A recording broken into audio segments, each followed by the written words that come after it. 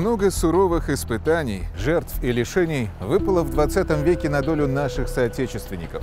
Две мировые и гражданские войны, локальные и региональные вооруженные конфликты, голод и разруха, политическая нестабильность унесли десятки миллионов жизней, заставляя вновь и вновь восстанавливать разрушенную экономику города и села.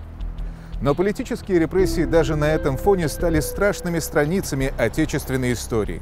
Миллионы граждан сгинули под прессом машины террора. Только по официальным данным их число превышает 10 миллионов человек.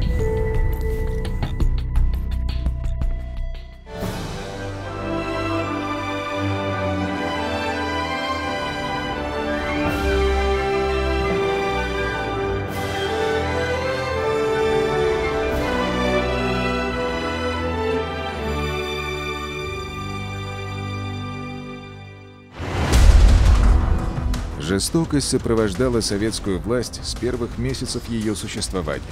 Достаточно вспомнить красный террор периода гражданской войны, репрессии духовенства 20-х годов, массовое насилие над крестьянством во время сплошной коллективизации. Таким образом, к середине 30-х годов правящая партия и ее карательные органы уже располагали большим репрессивным опытом. Было подготовлено и идеологическое обоснование перехода к новому, еще не виданному витку репрессий. В июле 1928 года в своем выступлении на пленуме ЦК ВКПБ Иосиф Сталин со всей определенностью заявил, что по мере нашего продвижения вперед сопротивление капиталистических элементов будет возрастать, классовая борьба будет обостряться. Бухарин уточнял, что пролетарское принуждение во всех его формах, начиная с расстрела и заканчивая трудовой повинностью, это способ выработки коммунистического человечества из человеческого материала капиталистической эпохи. И, соответственно, 1934 год, мы знаем, когда появилось Главное управление лагерей. Татария всегда являлась для центра зоной повышенного внимания и профессионального интереса. Именно Татария еще в 1922-23 годах стала объектом раскручивания дела Султангалиева, первой крупномасштабной операции против национальных лидеров СССР. Во внесудебном порядке султангалиевцы в 1930 году приговариваются к различным срокам заключения. Наиболее видные из них расстреляны уже после отбытия наказания в 1937-1938 годах. Одни называют его мусульманским Троцким, другие – отцом революции Третьего мира, третьи – заметной национальной политической фигурой времен СССР. Имя Мирсаида Султангалиева долгое время было окружено заговором молчания. Председатель Центрального бюро коммунистических организаций народов Востока при ЦК РКПБ, член коллегии Народного комиссариата по делам национальностей РСФСР, Мирсаид Султангалиев во многом определял политику страны в отношении к мусульманам, отстаивая идеи свободы и равенства. Вот появляется последний вариант Татарской республики, можно сказать, предпоследний, потому что появляется декрет 27 мая 2020 года. По этому декрету в результате плебисцита две нынешние входящие в Башкирскую республику уезда должны были войти в Татарстан. Это Бирский и Белебейский уезды. Но Уфа протестовала, уфимские коммунисты были против. И, в общем, это дело тоже закрыли. И здесь тоже какую-то роль сыграл и Султангалиев. Он полагал, что в конечном счете татары и башкиры объединятся, будет такая республика, потому что это очень близкие народы. Он так считал. Историки сегодня убеждены в одном, что позиция Султангалиева рано или поздно должна была войти в противоречие с линией Сталина, которая представляла собой авторитарный централизм. Поэтому конфликт между будущим отцом всех народов и действительным знатоком национальных проблем был неизбежен. Султангалиев стремился всерьез продолжать демократическую политику уважения национальных прав и особенностей, признания роли ислама и местных культур, самоопределения и самоуправления на деле. Такой Султангалиев был Сталину не только не нужен, но и опасен. Султангалиева арестовали в 1923 году. Вот я, например, нашел записку в архиве в Москве. Значит, Сталин написал записку Каменеву, там, Зиновьеву, что делать с Султан Галеевым.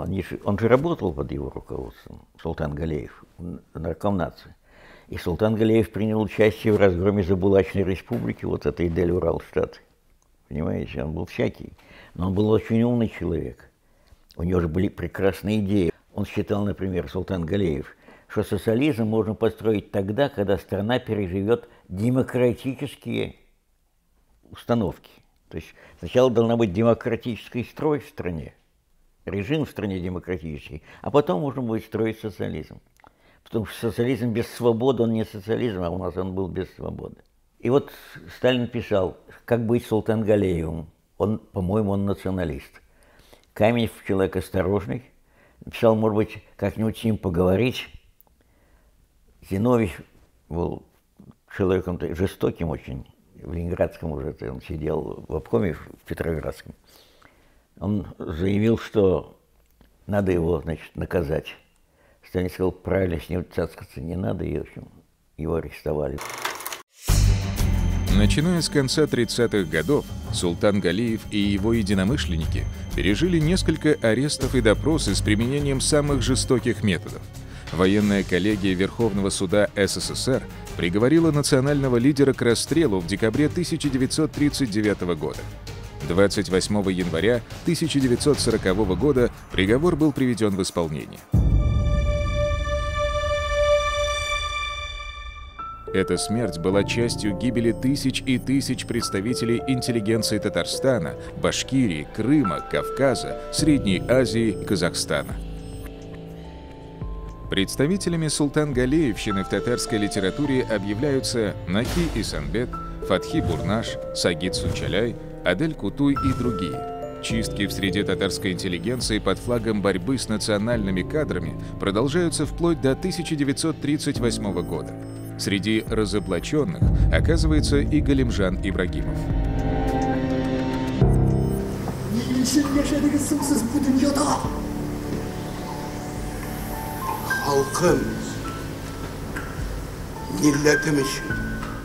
Галимжан Ибрагимов – это выдающийся, конечно, писатель, больной, туберкулезом болен был. И после того, как произошло становление республики, он для лечения отправился в Крым, стал там жить, в Крыму. В 1937 году был привезен сюда, в Казань, и тоже обвинен во всех грехах. И здесь он был в Плетеневской тюрьме расстрелян. Говорят, я не знаю, насколько это верно, он на стене этой тюрьмы написал на татарском языке: «Мен юккагына хизмет иттим сиз дуңгызларга. Напрасно я служил вам свиньям». Вот примерно так переводится это. Имеется в виду большевикам. Да, работал, и вот, пожалуйста, такая участь. Не знаю, насколько это верно, но то, что он, конечно, ушел с глубокой обидой на советскую власть из жизни, это факт. Хоронили их всех на Архангельском кладбище. Причем, вы знаете, мы столкнулись потом с историей жуткой совершенно. Но хранили, невзирая, там, русский, татарин, еврей, клали рядами, посыпали хлоркой и следующих. У нас на Архангельском кладбище лежит примерно 8 тысяч расстрелянных здесь у нас, в Казани. В том числе лежит, допустим, там Шамиль Усманов, знаменитый писатель, комиссар времен Гражданской войны.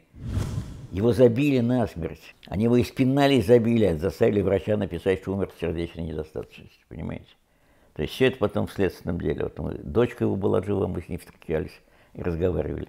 А там получилось так, на этом кладбище, на Архангельском. Мы решили там поставить памятник, этим репрессированным. Оказалось невозможно. Забросали землей и на поверхности похоронили красноармейцев, которые умерли у нас во время войны в госпиталях. То есть, как убирать красноармейцев, тоже святотатство, понимаете?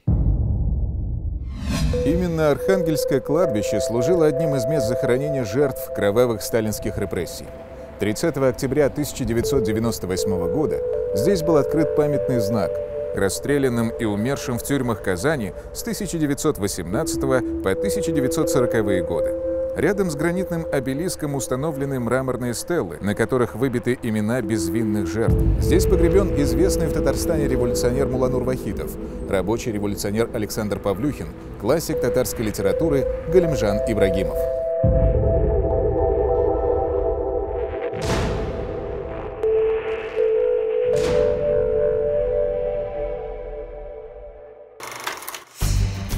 В ноябре 1936 года секретно-политический отдел НКВД ТАССР доложил своему руководству в Москве о раскрытии крупной контрреволюционной организации среди литературно-издательских редакционных работников.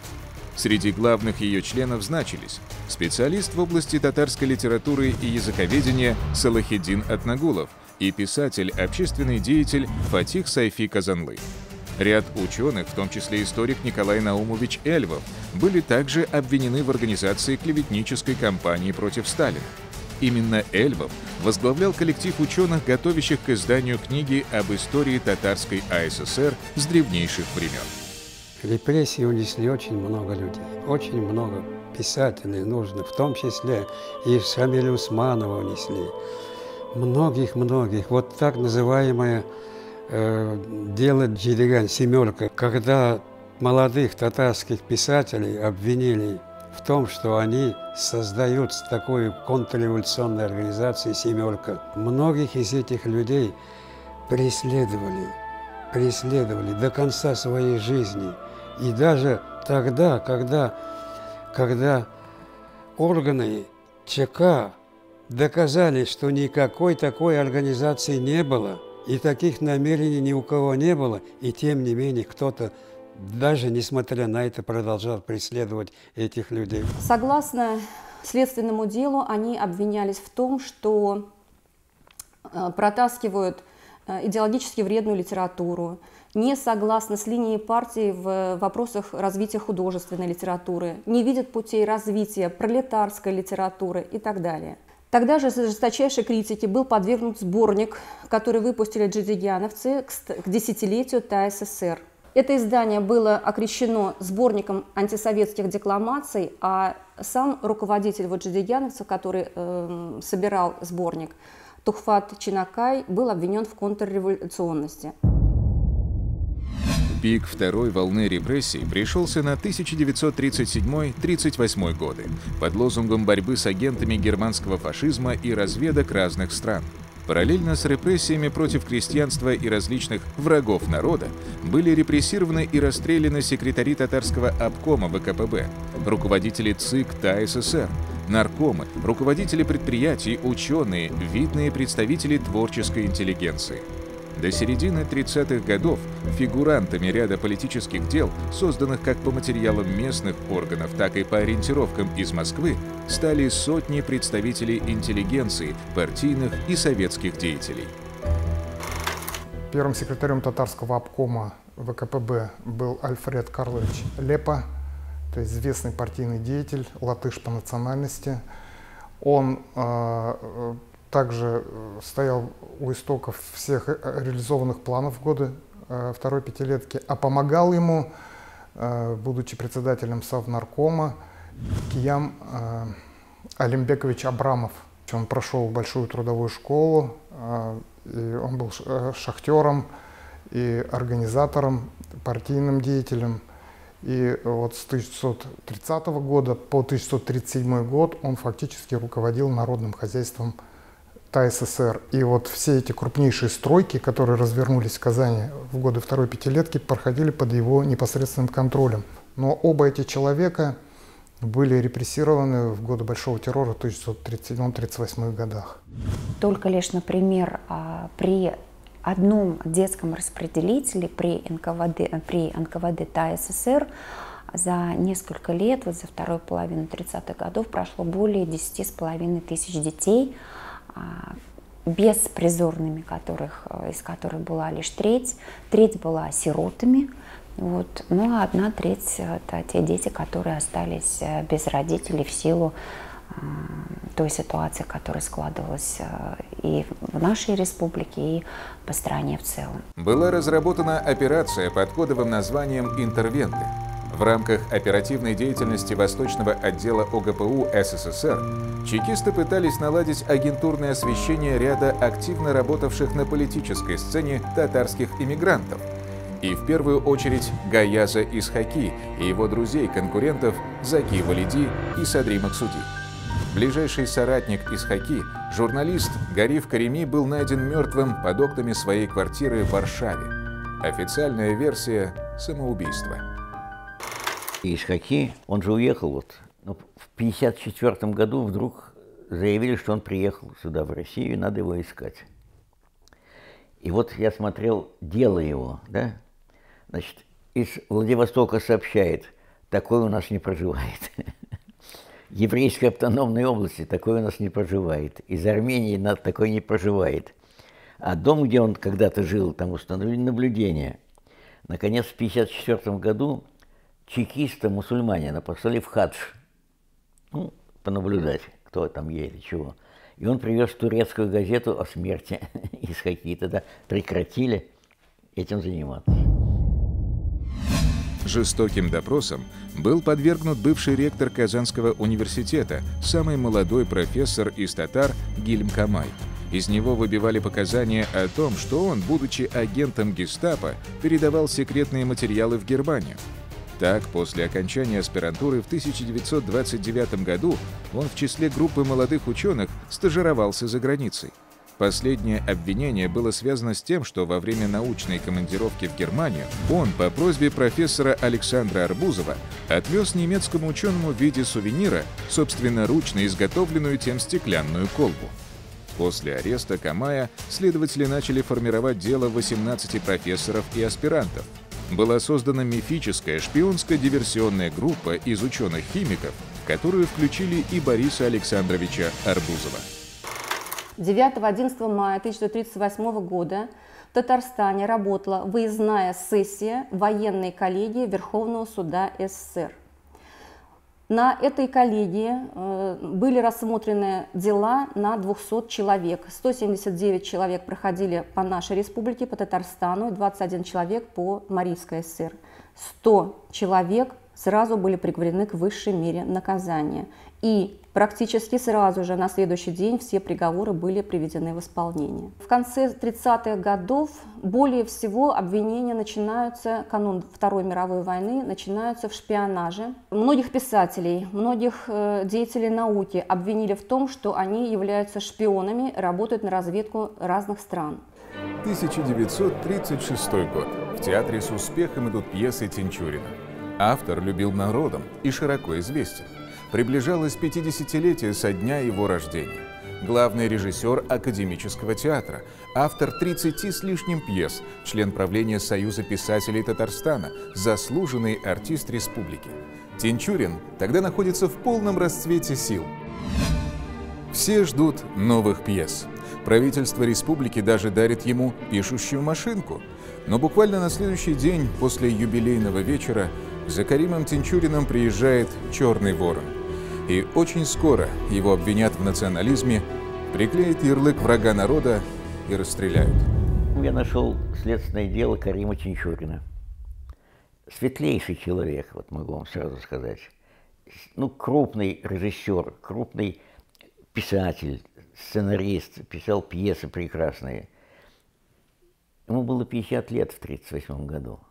Его обозвали японским шпионом. Он говорит, покажите мне живого японца хотя бы, ну, посмотрите. И вместе с председателем колхоза, там бухгалтер, вот их 6 человек, всех расстреляли. Следователь, который тоже татарин, молодой парень, он же ставил его на колени, мочился на него, вообще кошмар какой-то. Я потом поклялся, что я найду этого следователя и плюну ему в лицо. Я его нашел, но приехал в Зеленодольск, понимаете, дети сказали, что там 2 парней меня встретили, а папа, говорит, умер. Ну, с детьми что разбираться, с детьми воевать бесполезно, они же ни при чем. Репрессии видных деятелей сопровождались вытравливанием памяти о них. Изымались и уничтожались книги, написанные врагами народа или содержавшие их фамилии. В период Большого террора в республике по этой причине было изъято почти 700 названий книг, включая 51 учебник для татарских школ. не только люди погибали, но и создано ими культурное и научное наследие. Вымарывались имена из истории, уничтожались книги, изымались из библиотек литературные, художественные произведения. Осталось в искусстве одно направление – социалистический реализм.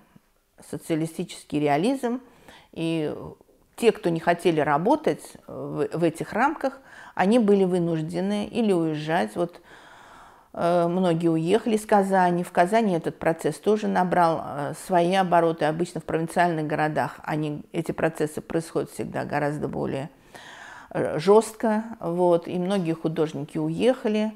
Баке Идрисович Урманче, он в 1929 году был арестован, заключен в Соловецкий лагерь. После этого он в Казань не вернулся, ему не было разрешено вернуться в Казань. Он был в Москве и потом уехал в Среднюю Азию работать. В Казань вернулся только в 1957 году. В ходе гигантской провокации были произведены аресты среди татарского духовенства, включая сотрудников Центрального духовного управления мусульман внутренней России и Сибири, ЦДУМ. Только по делу Центрального духовного управления мусульман проходило более 40 человек. Престарелому настоятелю московской мечети Абдуле Шамсуддинову вменялось в вину, что он пообещал секретарю японского посольства поджечь Центральный аэрогидродинамический институт, Мытищинский вагоностроительный завод, взорвать химический завод, несколько железнодорожных мостов. В стране была единая репрессивная система. Аресты, как правило, производились без санкций прокурора. В ходу были обвинения в антисоветской, антиколхозной агитации. Людей судили по обвинению в спекуляции, саботаже сельскохозяйственных работ, краже семян и тому подобных преступлениях. 1937 год не зря в народе был назван окаянным. Тогда в республике, как уже отмечалось, был приговорен к высшей мере наказания почти каждый второй осужденный. Пик репрессий в Татарстане, как и в других регионах страны, пришелся на вторую половину 1937 года. В результате проведения операций органов НКВД в республике было арестовано 7675 человек, почти в 5 раз больше, чем в 1936 году. Как и по всей стране, маховик репрессий наиболее жестко и масштабно был раскручен в 1937 году. Вот в книге, которая называется «Политические репрессии Татарской АССР сквозь призму подлинных документов и воспоминаний», имеется таблица по годам, сколько было арестовано. И именно 1937 год показывает цифру 8292 человека. Летом этого одного из самых зловещих в советской истории годов группа руководителей высшего ранга Ежов, Фриновский, Микоян, Маленков были отправлены по республикам и областям страны для того, чтобы навести порядок и проверить, как работает партийная организация и органы НКВД. Проверяющие представили страшную картину. Якобы Татария наводнена троцкистами, шпионами. Основная масса репрессированных не только не совершала никаких уголовно наказуемых действий, но и не обнаруживала своего негативного отношения к власти. Они попадали под каток политических репрессий по разным причинам – из-за социального происхождения, религиозного сана. В книге памяти жертв политических репрессий Татарстана значится 54 тысячи человек. Под каток большого террора в республике попали тысячи и тысячи ни в чем не повинных людей. Этот террор носил самый массовый и беспощадный характер. Он резко умножил цену, которую народ заплатил за ускоренную модернизацию. Процесс реабилитации жертв политических репрессий был начат только после смерти Сталина в 1953 году и продолжается до сих пор.